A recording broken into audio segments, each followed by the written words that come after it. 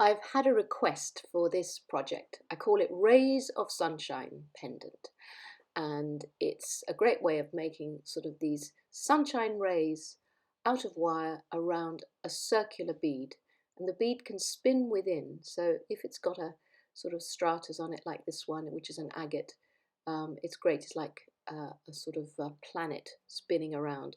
So here's a real sunshine yellow bead, and you can weave the bail, or you can just create it with beads. It's very much up to you how you finish it off. And you can see these rays are all asymmetric. Some are longer than others, and I quite like that look. So I've chosen a 12mm bead, a nice big bead, to just illustrate it to you. And I'm going to start off by measuring the circumference of the bead. You can do this with a piece of paper or a piece of string like I have, and that just gives you an idea of the length that you have to make the framework of rays. So for me it's 70mm for this particular bead. So that's how you can get your measurement. So I'm going to use 0.8mm wire. This is silver plated copper, and I'm going to leave a good 2 and a bit inches projecting out, and then bend the wire to a right angle, and then bend it back to double it up to create the first ray on the framework. So what you want to do is double it back on itself, squeeze those wires together so that they sit absolutely parallel, and once they're parallel, you're going to turn it to a right angle so that one wire sits behind the other, and it gives the illusion of just being one wire. So then bend it back, and you want to work along this line. So this is the line of the frame. Then you want to create a little gap between the next ray. So bend it back up again, and then create the next ray. So I'm going to do some smaller and some longer. So again, squeeze it so that it's completely doubled up, and then bent to a right angle. And then leave the gap again, and then back up again for the next ray. So you keep going backwards and forwards, making these rays. I mean, you can use your flat nose pliers to create the same size rays. That will give you the measure. But as I say, I like doing things a little bit off-piste. So I'm going to do completely random heights of rays. So backwards and forwards, doubling up the wire, making it sit parallel, squeezing it together, making one wire sit behind the other, and then you just keep this line going. So they're all going to flow off this line. So I keep going for my 70 until it's 70mm long. So that was the circumference that you're aiming for. You keep going up and down, up and down. So here you can see how they're doubled up, but keeping them one wire above the other and along the line. So now I've made the length that I want. So I can cut it off the spool, and I'm going to now try and create the circular framework. So you can see that's how it is now. And then I'm just going to pinch each ray, and just especially on the outside, and bring it around, because I don't want to open up the framework, the doubled up area. So just start moving them into a circle.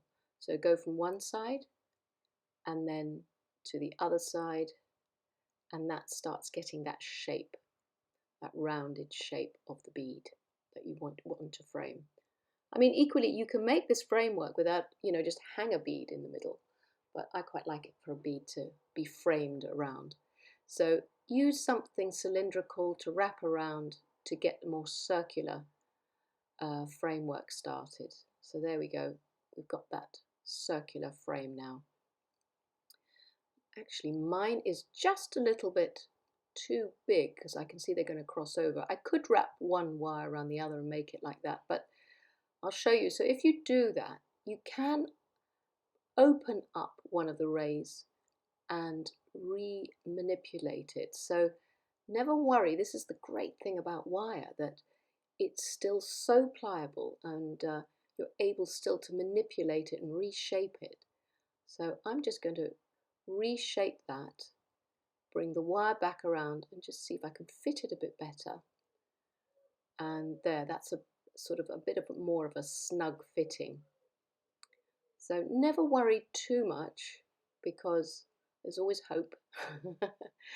And you've got a lot of control to readjust and reshape. So now I'm just putting the two wires together. So that's where the bits are going to meet around the bead.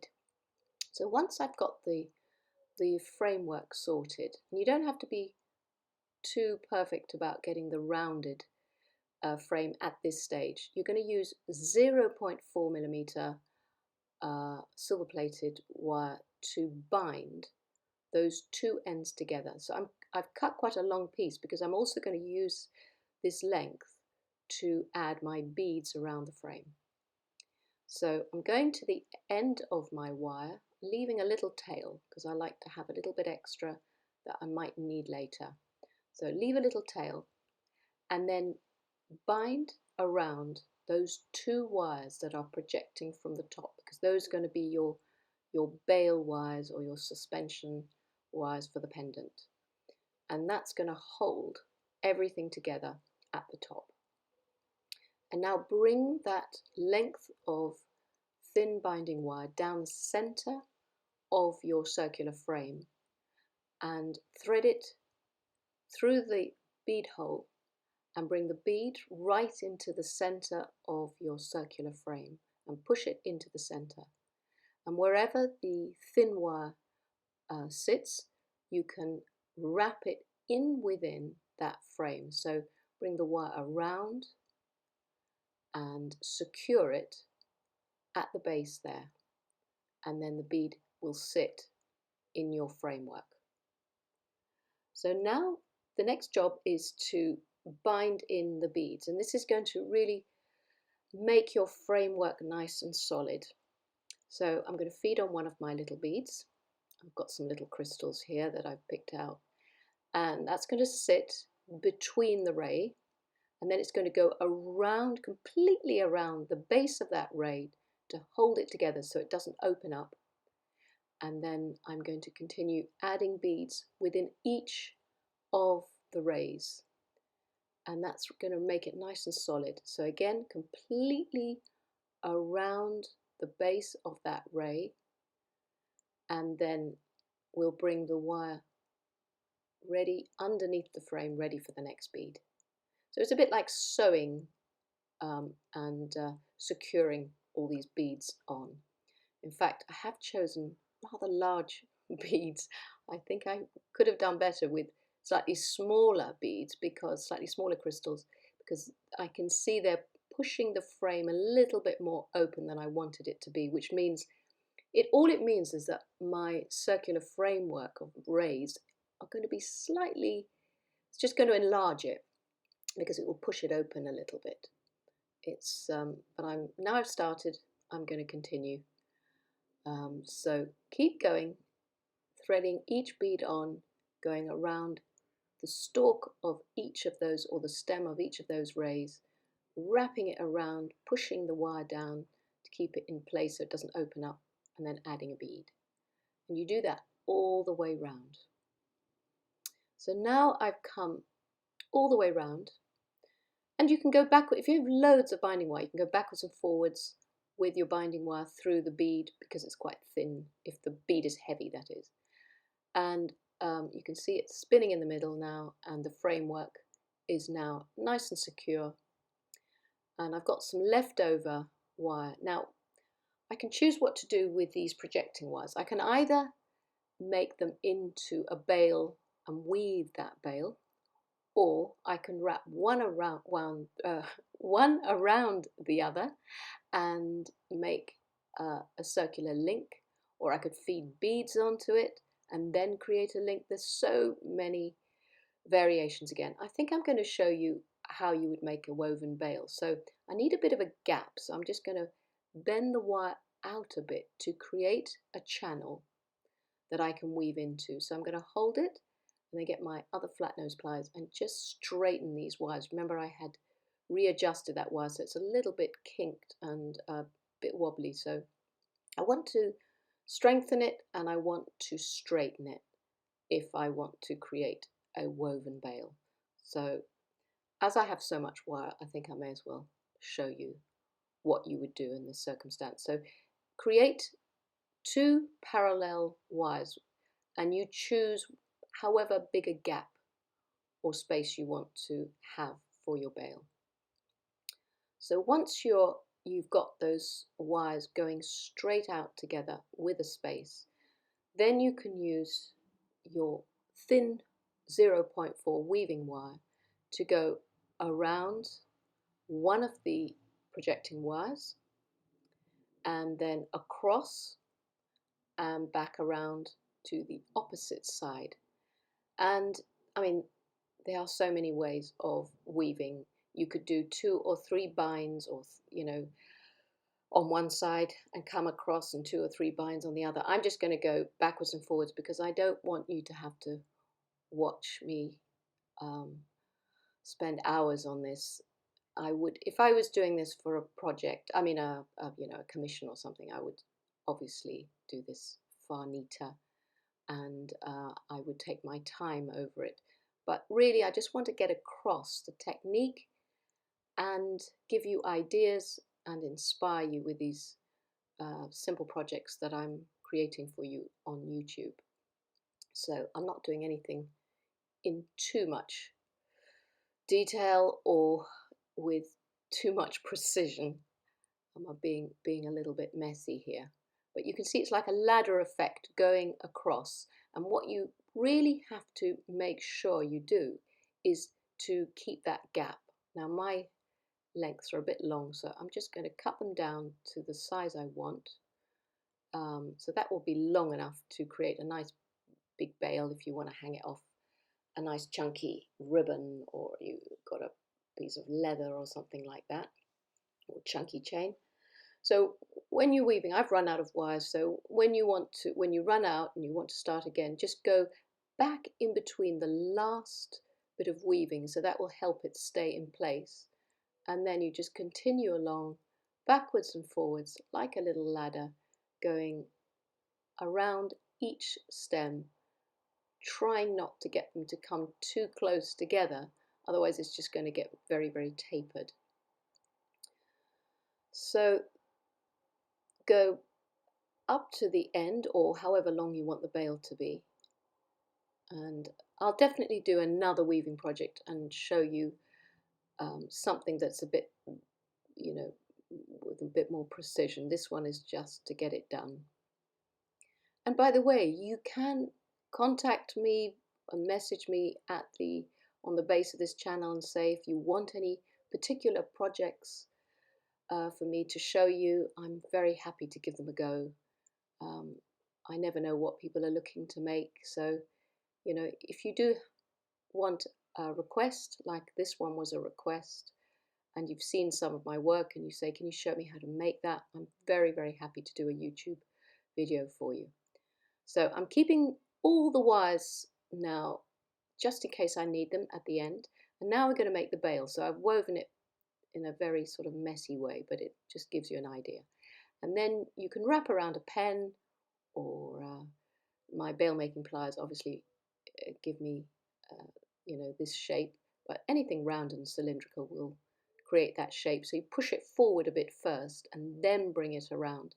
And then where those ends are, just create little circles, and they're going to be useful because you can bring the wire through those to help secure the bale at that base. So you can see I've got 2 little circles right at the end. So this wire that's left over from my weaving, I can thread through one of those circles and bring it all the way through, and then back through the other circle, and then I can bind it around the base of the woven bale at the top of the bead and the top of the bead frame, and that will close up the bale. So it's, again, this bit is always a bit like sewing. So bring it back through, tighten it so that it's held well together at that point, and I've distorted it a bit, so because I'm doing this too fast really, but it's just to give you the idea of how to. And then that longer wire can be just wrapped around the base of the bail, and that will hold that loop in place. So just go round and round. Now if you feel that the top center of your pendant needs something else, which I do, and I've also happen to have quite a lot of wire, you could wire on another bead there, you could put another piece of wire and make a spiral at the top. All sorts of things can be added. So I've still got the leftover wire from right at the beginning, and I could either make a spiral out of it or just add another bead. Why not add another bead too? And if you've got enough, you can just secure that on, or you can wrap around it to make a sort of fake setting. I haven't got enough to make the fake setting, so I'm just going to secure it on, make sure it's sitting tight right at the top center. That just sort of adds another little detail and hides the mess I've probably made underneath there. And if that looks a bit sort of, sparse, and you want to create this sort of fake setting, and you've got leftover of the 0.4 wire, you can always use that. And I'll show you. I'm just going to straighten these bits out first. Just get everything sort of straighter. And yeah, I'm going to wrap some wire around that little bead at the center, and it'll make it stand out at the top center. So you can see, just get a bit of wire and just wrap around. And this gives the illusion of a sort of little fake setting for that bead. And it'll set it off a bit more because it's got silver wire around it, like a little nest. Just go round until you feel it's enough. Keep pushing it down around the bead. And also this will strengthen the top of the frame. So once you've done that with one side of the wire, you can either secure it around or within the inside of the bail, cut off any excess. And don't forget, I'm often using these wires to make little spirals. If you don't want spiky ends, create spirals with them and flatten them on the top. So I'm just making just that little bit bigger so that it's got a little bit more silver at the top. So that gives a good little setting for my top bead. I've got to get rid of this wire now and make sure that I've squeezed all my wires nice and flat and there's nothing poking out, and then I can spend a bit of time readjusting the rays, readjusting all those little woven wires which were very hurriedly done, but gives you an idea of how to do it. And yeah, just take your time with the framework. So all that's left to do is to put it on a cord or a ribbon. I've got this piece of purple suede here that I can just finish off and show you how I would make it into a finished necklace with a clasp. So with suede or ribbon, particularly suede, you can just double it up at the end to make a little loop. Use your 0.4, or it could be 0.5 or 0.6, doesn't matter, and just wrap it tightly around, leaving the loop at the end. And I do it so I get the middle and I do it from both ends. So I end up with two of the ends protruding, and then I can bring those together and twist them together. So with the ends, I twist them to create one wire, one twisted stem. And then I can spiral that flat against the cord. I'm just going to cut off the excess so that's the twisted wires there, and then make a little tiny hook, squish that hook together and turn that into a little twisted wire spiral, rather than just have a spiky wire that might open up later. So that little tiny spiral can be flattened on top of the wrapped wires, and that secures that loop together. So there's one side, and then do the other side. Same thing, double it up, make a loop, find the center of your 0.4 wire and nice and tight, give it a few wraps until you're left with a little bit of projecting wire, say a good inch, and the other side too, and then bring them together at the same place and twist to create a twisted stem. And just make sure it's nice and even, the twist is nice and even, and then cut off any excess projecting wires. You've got the doubled wires, and again, all you're going to do is make that into a nice tight spiral. So that's one way of doing it, or you can buy these end clasps, like little flat clasps that squeeze on to the end like a crimp. That's another way. You can purchase those from bead shops, or you can make a little coil and squeeze that on, or glue that over, all sorts of ways. So now I've got my two little loops at the end, so I can just get a jump ring, open that up, always sideways, link that in, and look at if it's the front or the back, whichever side you're going to use. So there's my eye of the fastener first, close that jump ring up, and that wiggle motion with the jump ring just helps reinforce it and tempers the wire a bit, makes it nice and strong. And then I just need one at the other end, another jump ring through the loop, and then I need my clasp, which I had made earlier. So it's just a fishhook clasp. So I've made all the findings, all the pieces. You don't have to really purchase much apart from the wire. And there you have it, the clasp on the cord.